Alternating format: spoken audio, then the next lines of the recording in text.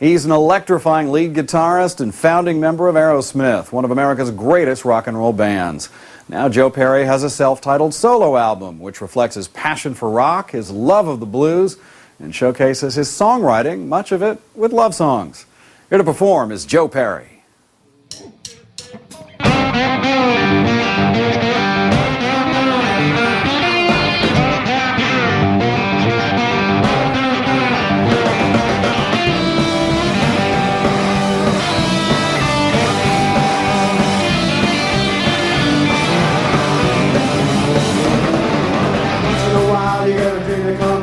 Once in a while you get a room with a view.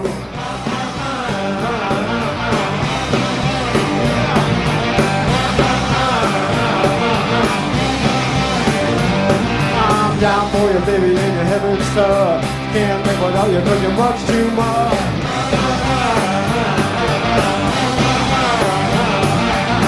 You could just turn the page. I gotta tell you that you're shaking my cage. Shaking my cage, shaking my cage. Shake, shake it, shaking my cage. Shaking my cage, shaking my cage. Shake, shake it, shaking my cage. Everybody thinking I got something to do. Drive around the corner to someplace new. I'll be like a river, but I can't be slow. No room for hiding, get the real backbone.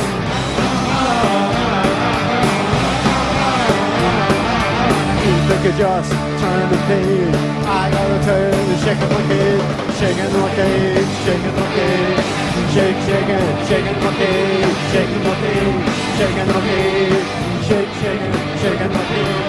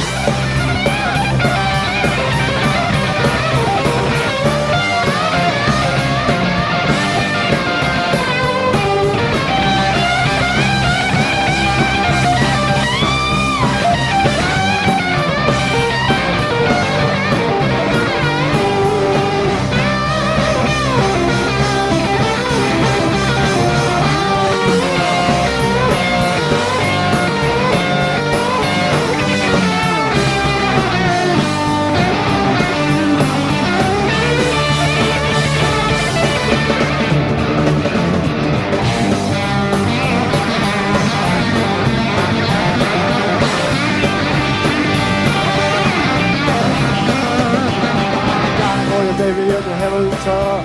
Can't be without you 'cause you're much too much.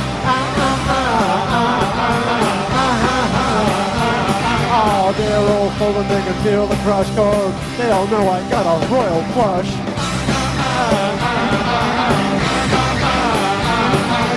Don't think that you're turning the page. I gotta tell you that you're shaking the cage, shaking the cage, shaking the cage, shake, shaking, shaking the cage.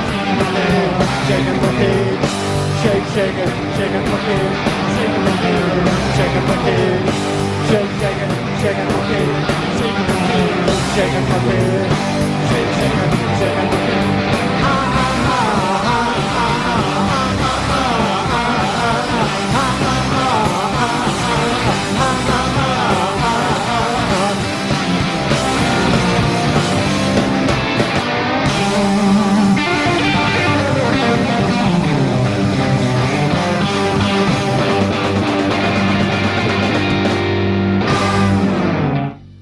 Joe Perry and friends singing from the new CD, Joe Perry. It's good to see you. Thanks so much for being here. Thanks for having us. Except for Paul Caruso, your drummer and engineer, this is truly a solo effort, right? Yeah, it is. It's a solo record with capital letters. It's, you know, I ended up kind of by default. I really didn't plan on it that way. I didn't sit back and go, I'm going to make a record and produce it myself and sing it and play it and all that. I just kind of ended up at the end of the summer with all this material that I had ended up playing on and kind of fleshing out myself, and there it was with all these songs that I felt really good about, and that you know, obviously, like you said, Paul had played drums on, and it had a really good feel. So a while ago, I was thinking, well, it'd be great to work with this producer and maybe bring these guys in to play on it. But as the record unfolded over the last year, it just felt like it would have been a step sideways. And you know, I played with arguably one of the best rock bands on the planet, and it felt like this would be a really good solo record if I just left it the way it was. So so that's what it is. You were on a year break from Aerosmith. Were you into the break and think maybe I should do a solo album, or was it planned all along that during the break you would do it? No, I was actually trying to figure that out, just where in the last year I had decided to really give it a go, because the idea about putting a solo record had always been out there, and fans were always asking me, and you know, people would be doing a meet and greets with the band and with Aerosmith, and fans would come up with the old project records and go, when are you going to do another one? And well, someday. So someday rolled around, because we're a lot closer to the end than the beginning, you know, and so I figured it was time, and I really didn't think it was going to take as long as it did. I thought we'd be able to put it out last fall, but it took as long as it did, and here we have it. I know from the DVD part of this effort that you worked on a lot of the guitar licks first. Did you write some things and think, hey, that's really good, I'm going to hold back and not give it to Aerosmith and I'm going to do it to myself, or is it a totally different feel? I think that when the guitar licks come around, I think that that's kind of open ground. That's kind of the bed for a lot of potential for. It can go a lot of different ways. So there were one or two licks on there that I had in mind to play with Aerosmith, and every song's got a different story. But a few of them, I kind of held onto them myself. I played a few of them for the band, thinking maybe it would fit on there, and some of them it was just a matter of. There's only so many slots on an Aerosmith record, you know, and we've, you know, I have one or two songs on every record where I get to sing something and satisfy my urge to do that. But this time I had so much material lying around that I really felt like I had to do this to kind of clear the decks. And I did have a couple of songs that were completely done, lyrics and everything, and the lyrics were so near and dear to my heart. I felt like the best way to present them would be for me to sing them, and so, yeah, I kind of held them close to the vest. Let's talk about a few of them. There's 13 tracks on the CD. You wrote 11 of them. Yeah. Tell me about the other two first. Well, the Crystal Ship, the Doors song, was one I kind of, in my creative process, I kind of, I cover material, whether it's old blues or just rock songs that I like from days past, and sometimes new things, just to go down and kind of keep the juices flowing, and Crystal Ship happened to be one of them. And when I kind of listened back to it, I kind of found some space vocally that was a different style for me to sing. And you know, I played it for my wife, played it for Billy, and she was. She said, you know, that's what people respond to. Like when you do the blues stuff and sing more in that kind of a style, that's really where you should keep at that. So I went back down in the basement and started stringing a few more of these things together. And as far as the Woody Guthrie song, Vigilante Man, I've always loved that song. I love the lyrics to that. It makes sense to me to go from Aerosmith to the Doors. Woody Guthrie was a surprise to me. Oh, it's funny because I look at it the other way around. I see Woody Guthrie as being part of our amazing American musical legacy. He and all the other great songwriters, and in our recent past, and you know, he fits in there with all the blues guys, and you know, everybody from the Robert Johnsons to the Muddies and Muddy Waters, and you know, all of that group of music that we've all built on over the years. So to me, it just seemed like a natural thing to cover one of those songs. And the Crystal Ship, I would have thought that people would have responded more like, you know, I would have expected like another kind of Back Train, or another, you know, another Fred McDowell kind of song, or something like that. So, but it seems to be the opposite way. I don't know. It's kind of funny. I guess they look at Woody Guthrie a little differently than I do. Let's talk about the CD. First of all, an unusual packaging, that it's round on one side. I love that. It opens up a little bit differently. Yeah. But I think most importantly is that it's a regular CD on one side and a DVD on the other. Tell us about the DVD side. Well, it's a new technology that they've come out with. It was kind of a rumor last year, and I talked to the people at the label, and they said, well, we got this new thing coming out. It's going to be a dual-sided disc where you have the regular CD on one side, you put it in your regular CD player, and it comes out just like a regular record or album or whatever you want to call it.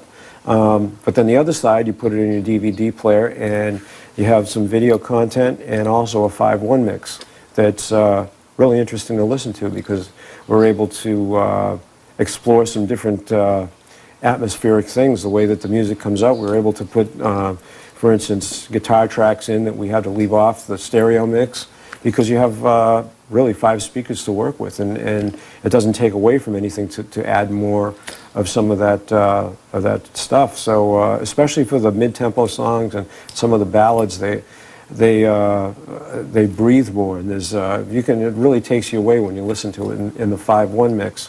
And then also the You Mix It portion of it. There are 2 songs on there that you put it in your PC, and you can mix it yourself. You can actually listen to a guitar track, or listen to the vocal track, and listen to the drum track, and kind of mix it yourself. It's kind of like the ultimate karaoke machine. I was not going to use that word, but yeah, you can. As I downloaded the software and I was able to bring in the songs, I brought up different things, and then I realized, of course, I could take out the lead vocal track and sing along if I wanted to myself. There you go. And you know, they're thinking of it like guitar players, wanting to play along with the tracks, or vocalists, or whatever you want to do. And I was thinking more in terms of being able to do like dance mixes and things like that, or extend the songs if you liked it. There's a lot of different things you can do it. It's just another way for the fans to enjoy the music. Is part of the thinking that not only are people downloading MP3s of these songs, and they're stealing them and sharing them, but if you're actually going to go buy the CD, that you get more value out of it. You get the DVD, you get more material out of it to actually purchase the CD. Well, of course, I think that CDs have always been overpriced, and now you got a little more for your money. The actual content of the DVD, when you put it in there, is really great, because you get to see you in the Boneyard. First of all, tell us what the Boneyard is. Well, it's a studio. It's my home studio. It's the basement. The basement filled up with audio gear, literally wall to ceiling. It's just jam-packed full of antique equipment, by our standards, antique, and the latest computerized recording equipment, all that stuff. And it's literally in a basement, a couple of basement rooms, not much bigger than this. Actually, a little smaller than this. And I set it up as a demo studio originally, but I included enough equipment so that we could record a full band down there. But in the case of this record, we did it more like you would a demo, with overdubbing and that kind of thing. But we recorded Honkin' on Bobo down there with the whole band, so with all Aerosmith. And the reason I call it the Boneyard is because it used to be where I had my home gym. And no matter how much weight I lifted, I always stayed skin and bones. I mean, I kind of reached the level where I'm not going to put on any more muscle. So it's mostly skin and bones, so I called it the Boneyard. And then when we put the studio in, it kind of kept that name. So you take us on a tour of the Boneyard, in addition to talking there and telling us about the CD itself. You have quite a guitar collection. Is it proper for me to ask how many guitars you have? Yeah, I guess it is. It's changing all the time. It seems to always be increasing, though. And I have close to 500 guitars at last count. And is there one or two prized possessions you have of these 500? No, I love everyone all equally.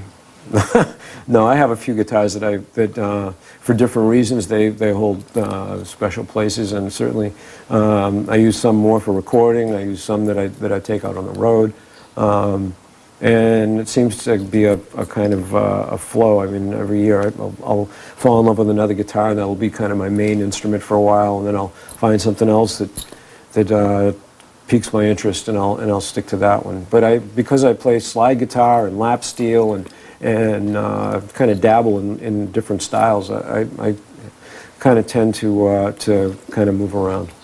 We're going to take a break. When we come back, we'll talk a little bit more, and we will hear him play. Back with more from Joe Perry right after this.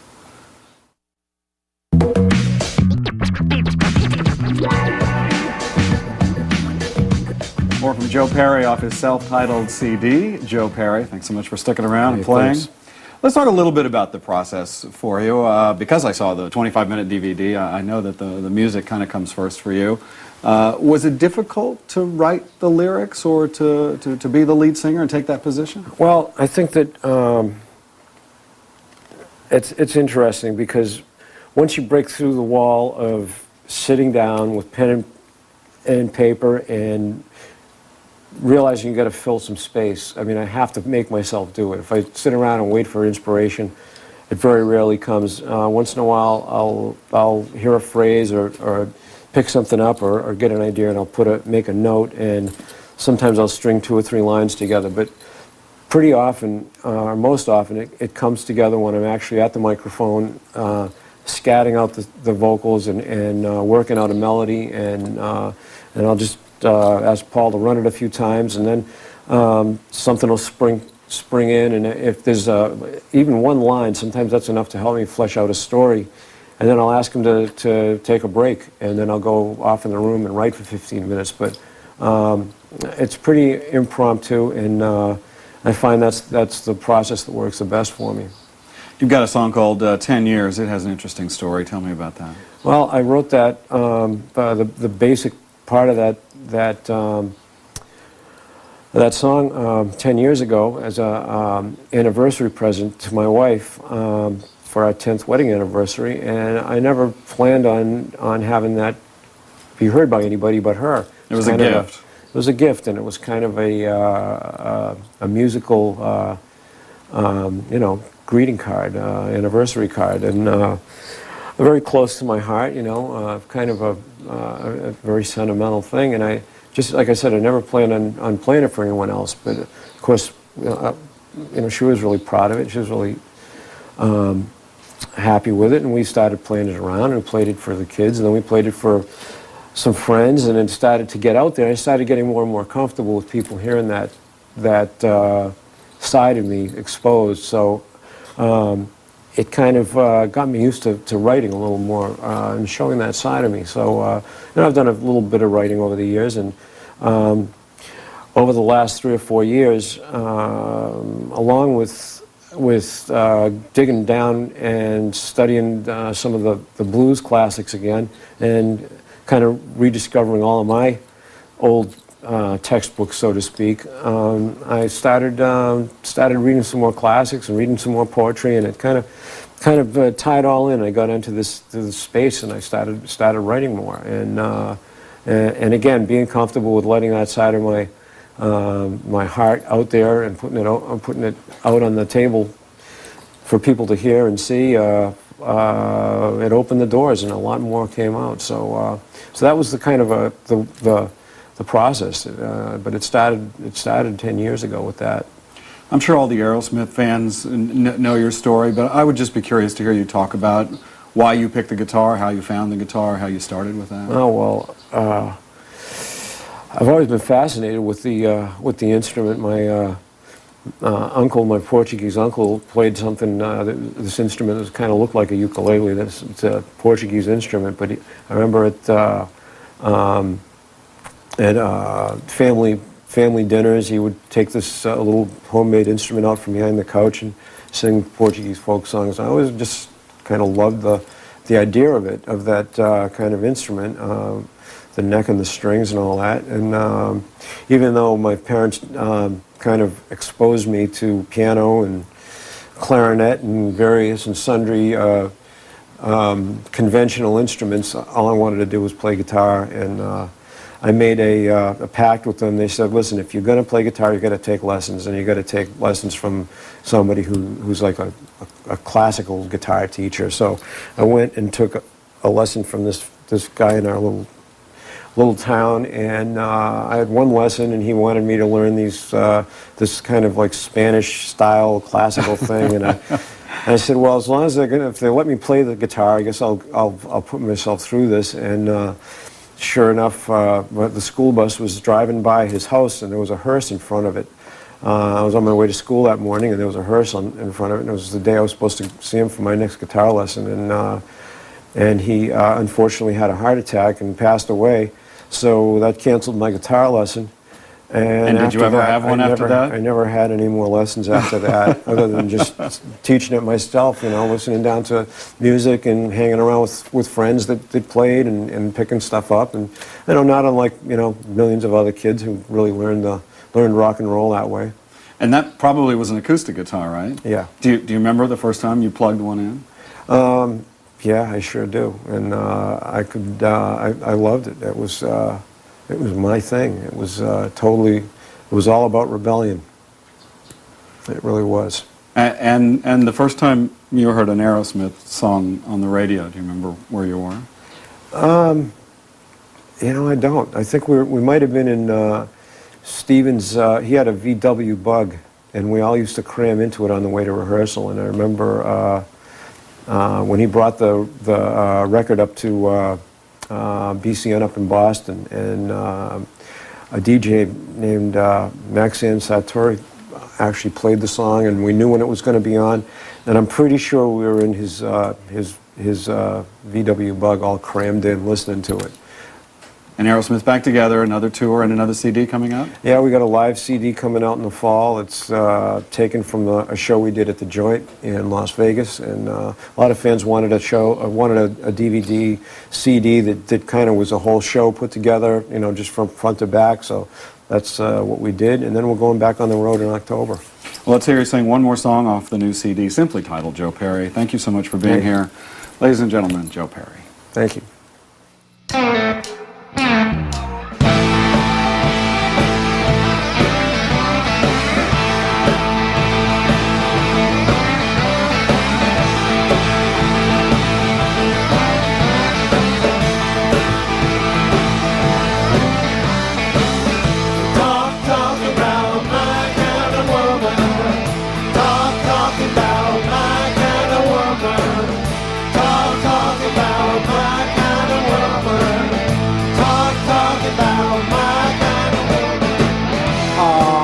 She's something to see. When it comes to loving, she's wild and free. If I had to replace her, it would take 2 or 3. But she's a woman I will borrow for me. If she left me, I'll hang from the nearest oak tree. Yeah. Talking about my kind of woman. Talking about my kind of woman. Talking about my kind of woman. Talking about my kind of woman. I'm talking about my kind of woman. She's something to see. She never sets foot in the kitchen, but she sure cooks for me. Yeah. Talking about my kind of woman. Talking about my kind of woman. Talking about my kind of woman. Talking about my kind of woman. I'm talking about my kind of woman. She's something to see. Woe to the person who crosses her path. She sees right through them. They see their last name.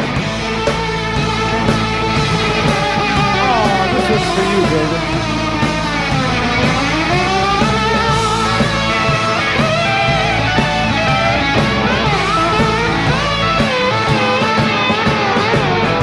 Oh, she's the one that holds my head.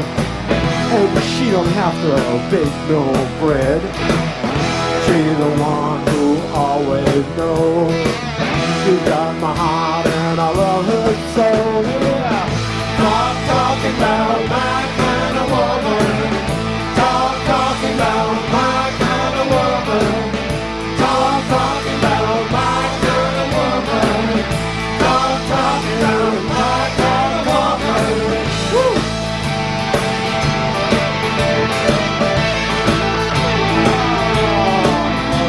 Still my beating heart.